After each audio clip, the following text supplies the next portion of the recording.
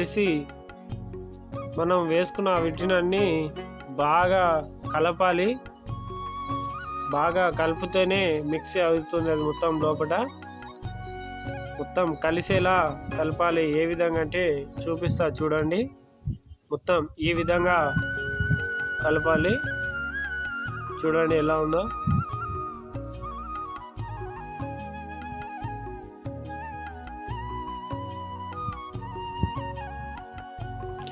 ఇలా కలిపిన తర్వాత మనం తెచ్చుకున్న 10 కేజీల పెండ ఉంటుంది కదా, మన శెలకావు పెండ అయితేనే బాగా పనిచేస్తుంది. మళ్ళీ ఏది పడితే అది వేయకూడదు. మన శెలకావు 10 కేజీల పెండ తీసుకోవాలి.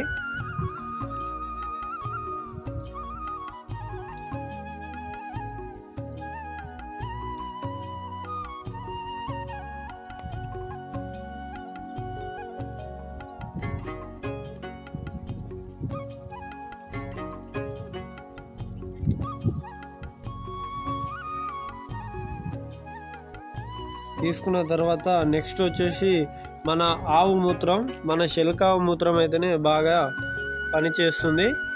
ఇది ఇప్పుడైతే కొంచెమే పట్టాము మేము.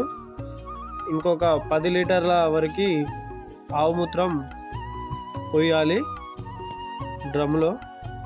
చూడండి, ఇప్పుడు తీసుకున్న ఆవు మూత్రం 10 లీటర్లు ఇలా పోయాలి. నెక్స్ట్ వచ్చేసి మన తీసుకున్న 10 కేజీల పెండ ఇందులో వేయాలి.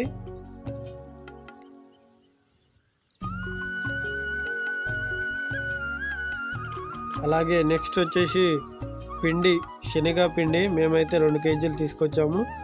2 కేజీలే వేయాలి. చూడండి, శనగ పిండిది.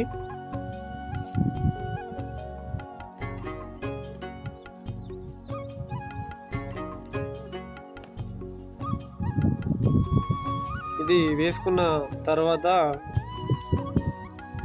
బాగా కర్రతో బాగా మిక్స్ చేయాలి మళ్ళీ, లేకపోతే మళ్ళీ పైనే ఉంటుంది ఇది. ఈ విధంగా అయితే బాగా కలపాలి. మొత్తం కలిస్తేనే మనకు పనిచేస్తుంది. ఇలా కలిపిన తర్వాత ఇది దాదాపు 10 రోజులు మక్కబెట్టాలి.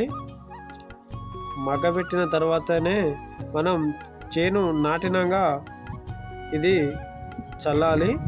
ఇందులో 3 విధాలు ఉంటుంది. కరిగేట్ దున్నాక ఒకసారి, వరి నాటినాక ఒకసారి, వరి ఈనుతుండే టైంలో ఒకసారి, 3 రకాలుగా చేయాలి. ఈ విధంగా నా వీడియో నచ్చినట్టయితే సబ్స్క్రైబ్ చేయండి. నెక్స్ట్ వీడియోకి